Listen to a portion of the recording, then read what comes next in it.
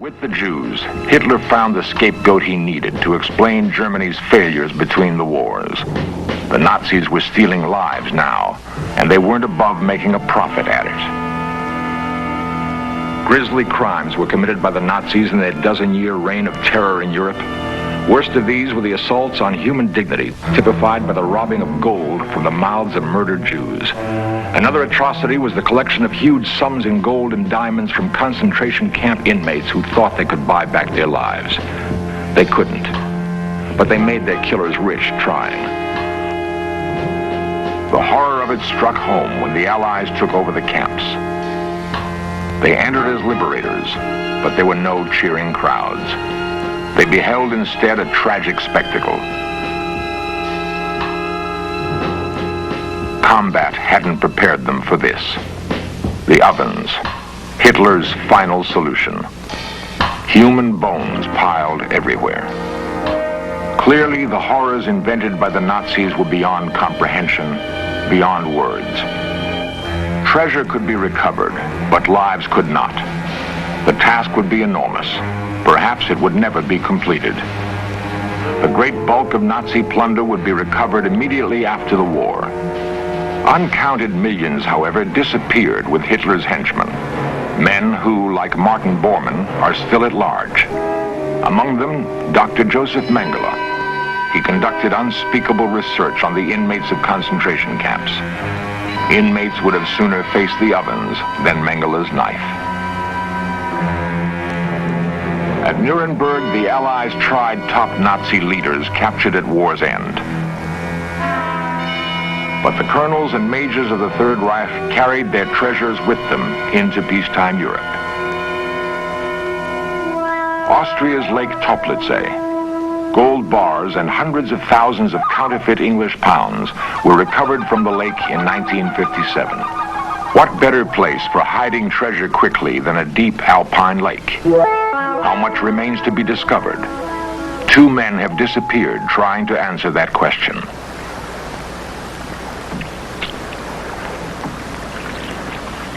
The search goes on in spite of the lake's ominous history.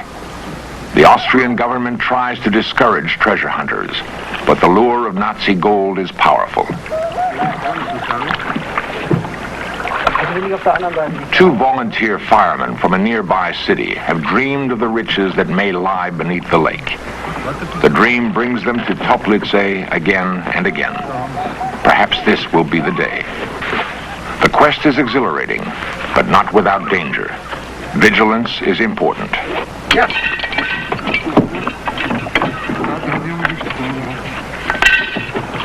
Treasure hunters are optimists, and it is a fine day for a dive.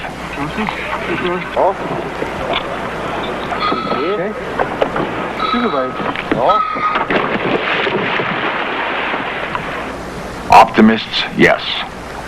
But the treasure hunters know other hunters may be abroad. The men who hid the gold were not strangers to killing. Who knows where they are now? The water is deep and cold. It is easy to see how it has kept its secret for more than 30 years.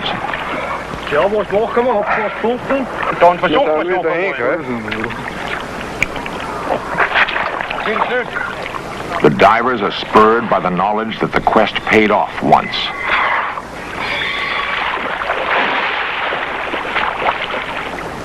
There was another time when blood may have been spilled to keep the secret of the lake. The secret was born in 1945. The Nazi hierarchy, not killed outright, was in flight. If they were caught, they might lie their way out of long prison sentences, but not if they were caught with treasure.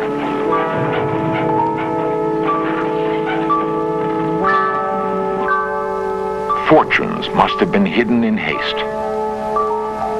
Lakes along the escape route beckoned. Almost 20 years later, some of the treasure has already been found. Perhaps someone was there to make sure no more would be. Did the divers find something? Something that cost them their lives? We only know that they vanished. Some think the underground Nazi movement called Odessa was involved.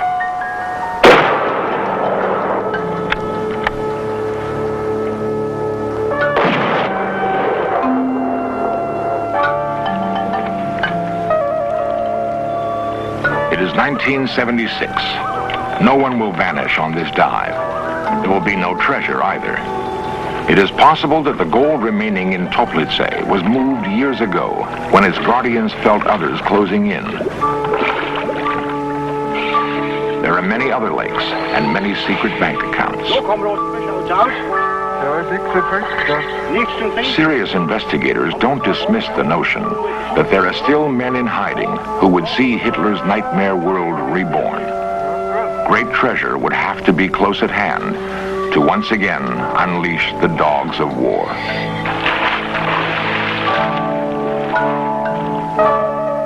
That prospect alone may be enough to drive men to continue the search for Nazi plunder.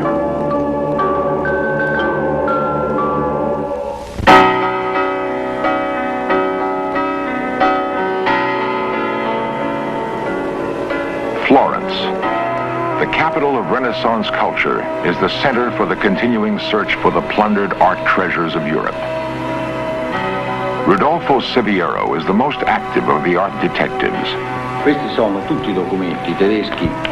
He stayed on the trail of Nazi art thieves long after others had given up. Per portar via le opere d'arte. Siviero has searched thousands of German documents for clues. With them, he has recovered dozens of stolen masterpieces. Manifests, bills of lading, army memos, reminders of past outrages.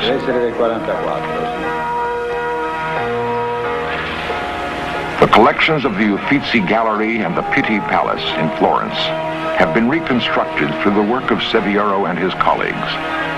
Yet Siviero estimates that a third of Italy's plundered art is still missing. He thinks much of it is hidden behind the Iron Curtain in East Germany. One of his hardest tasks has been to root out the fake masterpieces that began showing up after the war. Museums, anxious to restore their collections, often fell victim to swindles. The flood of copies has made it even harder to trace the fate of the originals.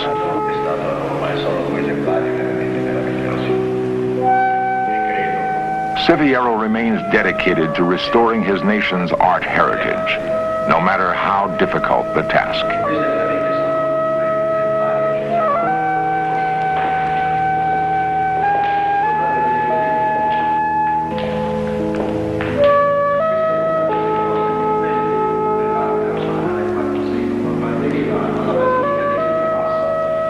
It is important for men like Siviero to believe that beauty can endure.